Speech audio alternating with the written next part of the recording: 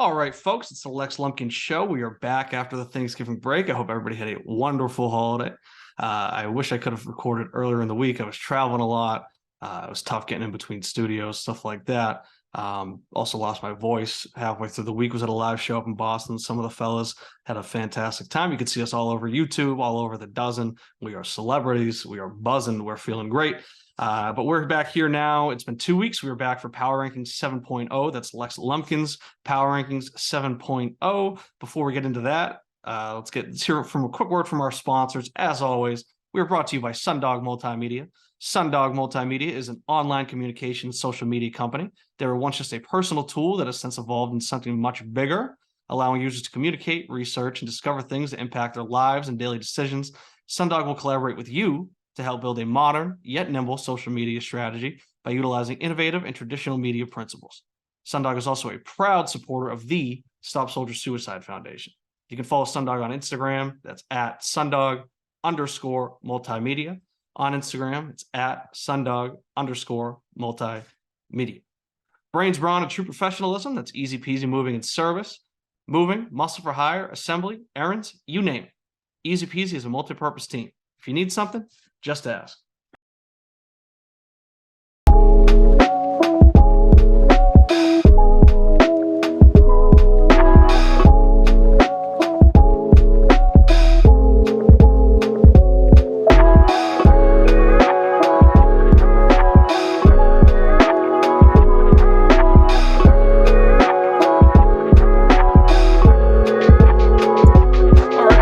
This short and sweet. It's just me as a solo show today.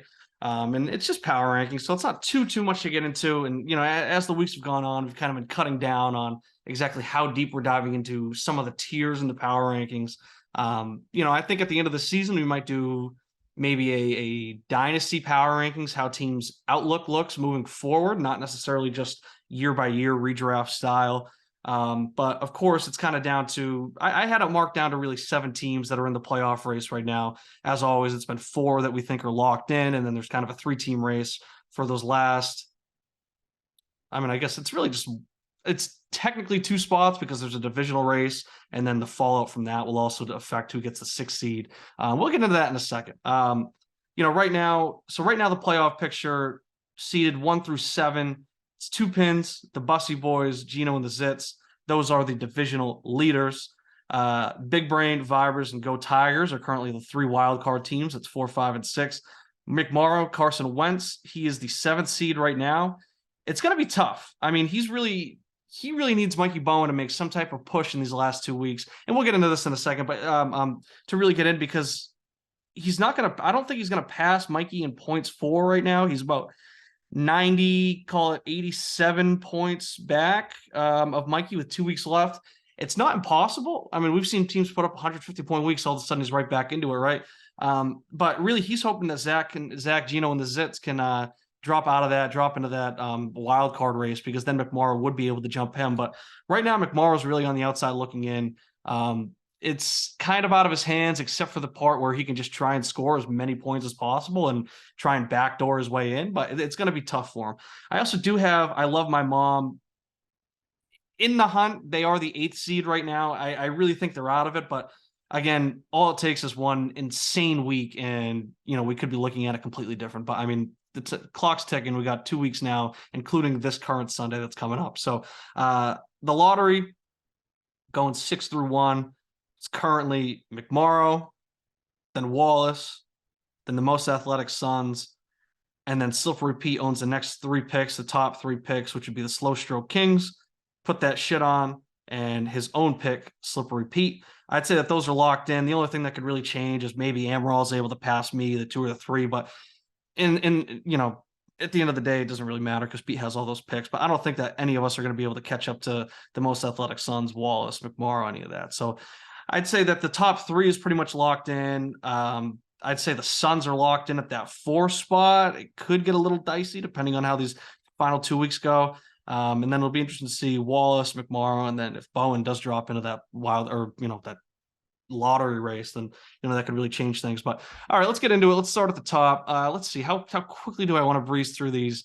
We'll do 12 through 8 first, just because I feel like we've kind of already alluded to it. So As always, starting at the top, 12, Slippery Pete. 11, Put That Shit On. 10, Slow Stroke Kings. 9, The Most Athletic Suns. 8, I Love My Mom. I guess, just a quick blurb on everybody. Pete is obviously down, down, down at the 12. He's not going to move out of that at all. A little exciting stuff for him. Deshaun Watson coming back. We know how much Pete idolizes Deshaun Watson. He's excited to have him back on. I'm sure that he's really getting off to that. Jameson Williams, he was activated this week. I'm not sure exactly how much he's going to play.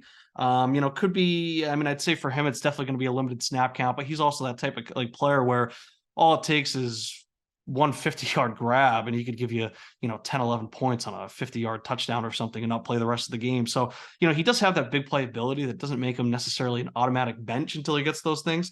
I'd say with that, where Pete's team is at, you could probably profit off of playing him. He does have those receivers, so I don't know exactly how it shakes out with his flex spots or not, but things are looking up for Slippery Pete. It's something positive to come off of at the end of the season, going into the draft with all these picks, which of course he has to nail those picks.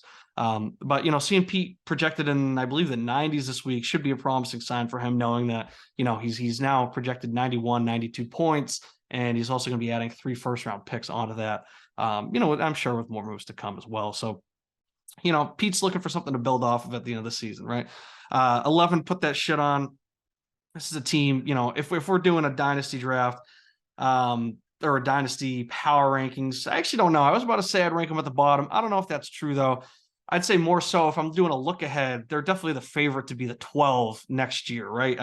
All eyes are on the 24 draft. They traded away all their 23 first rounders, with the exception of the comp pick that they're getting, which of course he cannot trade until he already makes the pick. So that would be almost NBA style, where he'd have to make the pick, agree to the trade in principle, make the pick, and then trade the guy, that type of thing. It's just a pain in the ass, right? The pick's not going to actually be on the board, so I'm going to have to put it on his team. So you just make the pick, then make the trade, make it easier for everybody, right? I don't think that really changes anything, anything like that. Number 10, the Slow Stroke Kings. This is a team. I thought that I could have been a little more competitive. I knew that when I started to break it down, it would have been, I was still on the outside looking in terms of just getting that 6 seed, right? Like I did not expect to be competing for the 4 or 5 or a divisional champ title or anything like that. I will say, looking back at it, I'm pretty happy I made the moves I made. You could feel however you want about the rookies that I got. I think a lot of people are starting to come around on some of these guys, and we're seeing Traylon Burks break out, Christian Watson break out. Who did I just forget? I just forgot somebody. Did I say Christian Watson? Christian Watson, George Pickens, Traylon Burks. Of course, I made that trade for Brandon Ayuk, who I'm absolutely loving. It was not a trade I was looking to make. I love that I got him. But I got all these receivers. I did get my first-round picks. Of course, running back's a little weak right now, but I think Montgomery and Brian Robinson are something to build off of, right? Everybody's, so quick to criticize, and, maybe I'm just too deep on the Reddit boards. Everyone's so quick to criticize Brian Robinson. Say, oh, he's a plotter. He looks like he's running in a dream. That's everything. The guy got shot in the leg 2 weeks before the season started. When they were playing against Philly on primetime, they were saying how he still does not have like that full feeling back in his leg. He's not at 100%. He's not a first round pick. Okay. He's not a second round pick. He was a third round pick in both real life and in the rookie draft. And the fact that he's doing this type of production while still coming back from getting shot in the leg, I think is fucking great. I think that makes it an automatic smash hit. Even if he only has a brief career, which I hope he does not, it's still a hit for that pick at 3, right? What I'm getting from him out of this season makes that pick a hit. It does not matter what goes on beyond this season. But I think that, people are really overlooking the fact that him and Antonio Gibson, they found a balance in that backfield. So it's not that Brian Robinson's taking Gibson's job or vice versa. They can actually coexist. And we're seeing this in the NFL with these 2-headed tandems, right? You can have a Nick Chubb and a Kareem Hunt style backfield, with the two of them. And I think that that's really what they could do. I don't think Brian Robinson's Nick Chubb, of course, but we saw last week what he's able to do. He got involved in the passing game, had a rushing touchdown, had 100 yards, put up a ton of points, wore his big hat. So, it's good to see him back. David Montgomery, I'm definitely looking running back in the draft. So I'm feeling good about where my team's at. Need Mac to really take that step up. I think that it's there. I think it's there for him. I think he needs a better offensive coordinator. I think he needs better talent around him at receiver. I know that all these Pats receivers, and we're all Pats fans, I know that they're all good. When you look at it one by one, you say, oh, Kendrick Bourne, he's a good receiver. Devontae Parker, he's good. Jacoby Myers, he's good. These are guys that would all be, Jacoby Myers could probably be a 2 on a good team. but these are all guys that are threes on good teams, right? It's like we need to get Mac Jones a real stud, a real starting alpha wide receiver that he can rely on, and we need to open that offense up. We saw him on the sideline on Thursday saying, "Throw the fucking ball. The fucking quick game sucks." It's because the play calling, right? To me, it looks a lot like the Brian Flores Miami Dolphins last year, right? Where you can, I haven't really dove into the actual plays that are being run, but I'm talking more about it's just all those quick passes where it's like, we don't have yak guys. We don't have yak guys. We have guys that catch it and they go down. So it's like if you're making these quick passes, we don't have anybody that can create something from that. We're not going to get anything done on offense, right? It's frustrating to see Mac Jones check down on 3rd and 15. Then they show the all 22. You realize that there's nobody open. And even if there was somebody open, nobody's running a route long enough to get to the sticks. So it's like, what can he really do, right? I feel like he's not being set up to succeed. The Pats, they need to put more into this. And I think that we're starting to see, I think Mac is having a mini breakout in season here where he's starting to really show that he can throw the ball. He can be trusted to do that. The Pats need to give him that trust, start to build around him. But I digress. Let's move past my team, all right? We got the most athletic Suns at 9. That's just where they are, right? That's where they're always going to be. I mean, it's a good thing that they got their 4th overall pick back. Hopefully they can really do something with that. And, because they do have good pieces, right? Dak is great. Alvin Kamara is fantastic. Sorry, I'm getting some burps here. Who do they still have after the CD trade, right? Let me see. The most athletic Suns. I mean, they got Mr. Hall of Fame. They got Mr. On to Schmoove. But it's tough. ETN obviously is a great running back to build around. Jamal Williams, he's probably going to get a bag somewhere.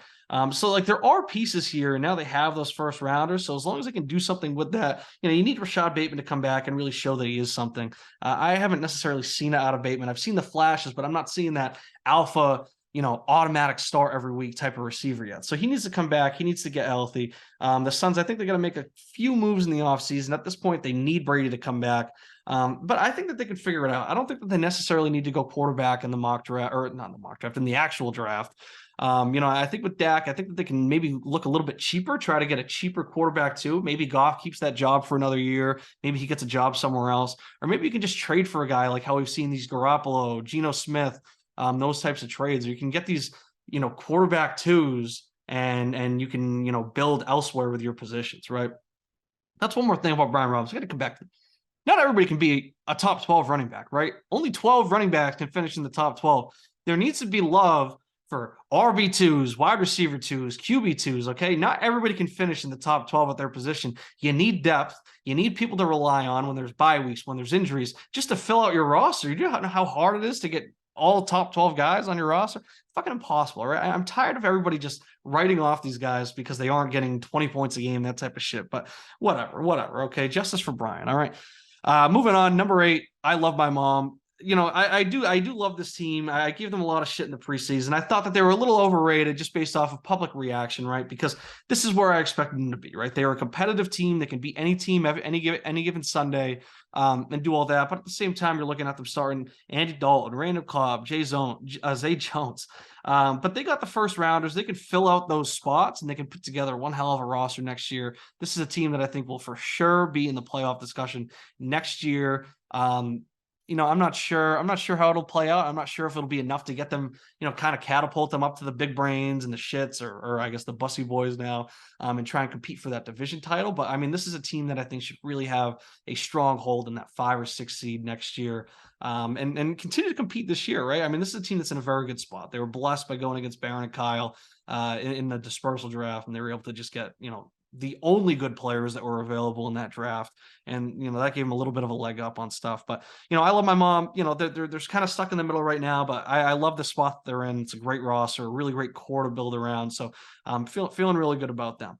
All right, now let's start to get into these playoff teams, right? So we got Carson Wentz, we got McMorrow, we got him at 7, and this is going to be tough for him, right? I mean, last week's loss was tough because it looked like he might have had an outside shot at actually making it into the playoffs, right? He was 2 games behind 2 pins, or he's only a game behind 2 pins, right? So now he's 2 games behind, and then he ends up just losing to the Vibers in what was a winnable matchup. I mean, you got the Vibers only giving you 112 points. It's like that's when you have to try and beat them because they are, so able to just put up 120, 130, 150 points in any given week. So going sub 100 that week was definitely disappointing for McMorrow, given the, the not win streak, but he was won what, 6 of 7. And then you go even further back. I mean, he's been on a crazy streak. I mean, he's 8-4 right now. He could have been 9-3 if he was able to pull that win out. So he was looking at an outside shot of actually winning that division. Now his only chance is to get in through the wild card. And what he needs like an utter collapse from Zach Bowen. If the Zits can collapse and Mikey can take that, then McMorrow he'll probably end up with more points for and be able to jump over Bowen and get that 6th spot, and bounce Bowen to the lottery. But that's going to be tough because Bowen's going against the Suns and he's going against Slippery Pete in these last 2 weeks. And so is Mikey. So I think that you can project that, of course, barring an upset, some crazy upset, you can project that Bowen's probably going to hold on to that. I mean, all he really has to do is go 1-1 in those final 2 matchups because the tiebreaker is just points for, and that's something we'll talk about in the offseason. I think I do want to adjust that and make it a little more division centric. So we'll talk about that, but he really needs an utter collapse from the Zits or McMorrow's going to have a really hard time getting in. But of course, in this league, and we know McMorrow's team especially is capable of putting up, 1 million points in 1 week. So all of a sudden, we could be coming into this past week, going into the home stretch, and all of a sudden he just needs to outscore Mikey by 10 points in the final week or something. But he does have his first, and I know he was looking at rebuilding, and maybe he looks to trade these running backs in the offseason. So McMorrow's in a fine spot either way. Of course, I think he would prefer to get into the playoffs and try and compete one last time before maybe committing to the rebuild. And that's what we talked about him on the show. But McMorrow's looking all right, but it's gonna take some lucky bounces for him. And in this league, it really wouldn't shock me. At 6, this might be a little shocking. I don't think this is where I had them ranked last power rankings. And maybe this is a little controversial. I got Geno and the Zits at 6, right? I mean, I feel like with how it is right now, he's in, right? He's the 3 seed. He would not get the bye though. So he will still be playing wild card weekend. So I can't really just give him that top 3, top 4 bid right away in the power rankings because he's going to be competing with everybody else. So now I kind of have to look at it with, if the playoffs started today, which position would I rather be in, right? And I just feel like this is a team that's kind of reeling a little bit. They got the injuries. Matt Stafford's probably done for the year. So he's got to rely on Kenny Pickett in that super flex spot. He might be going non-QB in the super flex. He's waiting to hear where Odell signs.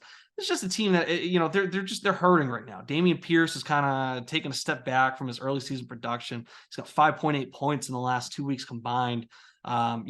16 yards in the last 2 weeks combined. So it's like, that's not what you want to see when you're getting ready for the playoff stretch. AJ Dillon, James Robinson, Nyheim Hines, these are guys that have just taken, steps back based on what their expectations were going into the season. So this is a team that's reeling, but I always say I never count out the Zits. I think that they're still going to make it into the playoffs here. And I think once you see them there, you should be scared because we've seen what they've been able to do, right? So, I'm not counting them out. I still got them in this top 6, of course. I just feel like with where their position's at right now, they're like hanging on by a thread when it comes to the division. And if, total worst case scenario does come through and he does lose that division, he's probably looking at the 7th spot. So it's really division or bust for the Zits right now. That's why I have them ranked at 6. But, as always, very dangerous team. Tyreek Hill, Amon-Ra, Olave, Debo, JT looks like he's back. And Geno Smith is just putting together a crazy, crazy season that I don't think anybody saw coming. So, still a very dangerous team, but just a little weaker compared to the 5 teams that got ranked ahead of them, I'd say, just based off of right now. Next up is Go Tigers. I think Mikey's, funny enough, despite not having the division, I think he's actually in the safest spot of the 3 between him, the Zits, and Mikey and Josh, I should say.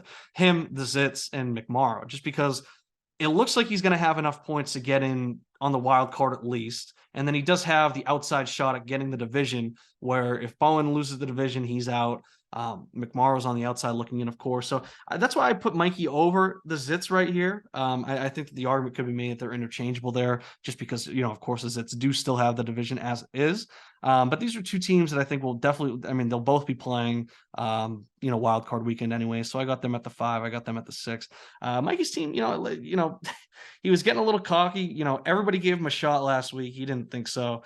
He almost came away with a big win that would have been huge, huge, huge for the division. But this is a team that's still putting it together, right? I mean, Joe Burrow looks great. I counted him out early in the season. I think he was just recovering from that appendicitis. I should shut my fat mouth about it. Justin Jefferson is, of course, insane. T. Higgins has been great. Hollywood Brown is back. Chris Godwin is figuring it out. Justin Fields has had that breakout. Of course, I think if Mikey had Fields last week, you can assume that he probably would have been able to pull that out, right? I mean, Fields was out. Russell Wilson got him 8.48 points. I think Fields can outperform that. So, but you can make those arguments for whatever, right? You got to play with the team that you got, all that stuff. And he wasn't able to pull out that win. But, this is still a very dangerous team. And I think that if this breakout with Fields continues and then the injury doesn't stop any momentum, then I think that, this is a team that could be very dangerous going into the postseason. They could definitely play spoiler to any of these top 4 teams, just like the Zids can as well. Getting into the top 4, we have the occasional Vibers. This is a team that they're starting to make me a little nervous. Okay, because this is a team that seemed inevitable for the whole season. And now we're looking, let's look at it, right? They were putting up 140, 150, 170, 180, I should say, 178. And then we're looking at these past weeks, and it's like they've really, really taken a hit. This is going back to week 6, right? And they're still establishing a very good floor. They did go under that floor. We had always said 110, 115 seemed to be their floor, right? So going back to week 6, I'm not going to do the decimals, all right? We got 111, 125, 119, 116, 112, 97, 112. That was this past week.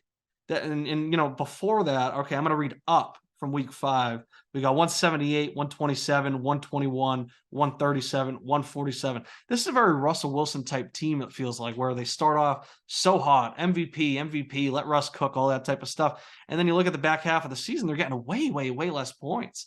They should be feeling a little nervous, right? The depth issues. This is a team that, felt insanely stacked with depth. They're starting Zonovan Knight this week. They're starting Zonovan Knight. Leonard Fournette, he's dealing with the injury. Mostert, he's been great, but he's been dealing with the injuries. You got Jeff Wilson, who's sharing that backfield with him now. They're starting him. Kareem Hunt has not necessarily been producing like that this year. He's not been a startable player at all. Madison Akers, James Cook did have a little bit of a breakout on Thursday, I'll say. We were doubting him. He did look great. He got a ton of usage, 20 touches, all that stuff. But this is a team where depth was like, we used to say that they almost had too much depth. Now it's like, where is that depth? Where is it all coming from? Starting Gabe Davis, Zonovan Knight. It's tough. So, this is a team that's got me feeling a little nervous. They were almost written in pen at the top of the power rankings for the first few weeks. And now we're back here. Now they're all the way down at 4. And, I do have their first round pick, so I'm kind of hoping for it. But right now, as it is, if they go against the Tigers, if they go against the Zits, I'm not feeling great about their odds in that matchup. I think that's way more 50-50 than we would have thought at the beginning of the season. So, I think this race is starting to open up a little bit. At 3, we got Big Brain. They're very on fire. I think that when you're just looking at it from, who would you rather be going into the playoffs, you could make the argument that they're number 1, but, they're going to be playing wild card weekend. So there's always that room for upset. They do not get that automatic buyout they've had in the past couple of years. But I've always said maybe that's good for them, right? Because they've lost coming off that bye every time. So maybe they just need to keep that train rolling, maybe not give up a big week or something, lose a big week to the bye week, I should say. But this is a team that they're on fire. They're very good. They did not have a huge week last week, 114, but they put up 150, 151, 151. Those are 3 times since week 8. They're putting up crazy numbers. In their losses, they have not put up big numbers. Real surprise there. But this is just a very dangerous team. Amari Cooper is getting Deshaun Watson back. It'll be interesting to see what their chemistry is like. I do think that there's going to be a rust period here for Deshaun Watson. He looked very rusty in the preseason. So I think you can only expect for a little bit of rust, at least for the first couple weeks coming back. I don't know what their playoff odds are, the Browns. Not that matters for fantasy, but I think it'll be interesting to see how Deshaun finishes this season. I think he's still I think his floor is still gonna be plenty fine, but it'll be interesting to see what his ceiling is and how he's actually able to elevate some of these players. But you got Amari back, Devontae Adams. What can be said? You got Mount Rushmore, Aaron Rodgers got a huge matchup with the Bears this week. Maybe this could serve as some type of turnaround because he has a somewhat favorable schedule to end the season, right? He's got Chicago now. He's got the bye week next week, which is not good. Never want to have a late bye week. The Rams and their just depleted defense and team in general. Miami, and that's a bad pass offense. We've seen teams run it up on that Minnesota pass defense. So it's like, I mean, this is just a very dangerous team. Jimmy Garoppolo is a solid quarterback too. Obviously, the depth is the issue with them, but when they're starting it, they can really beat anybody. They can put up 150 points anytime they want. So, I think that right now it's really them and then these next two teams. I'd say, the Vipers, they are losing me a little bit, but of course, a team that's still very good. Number two, the newly named Bussy Boys. Simcoe, I mean, he just put up a massive week, 156.78. It was looking like he was on upset alert for just a little bit, right? Just a little bit last week. I really wanted to play Mac Jones on him.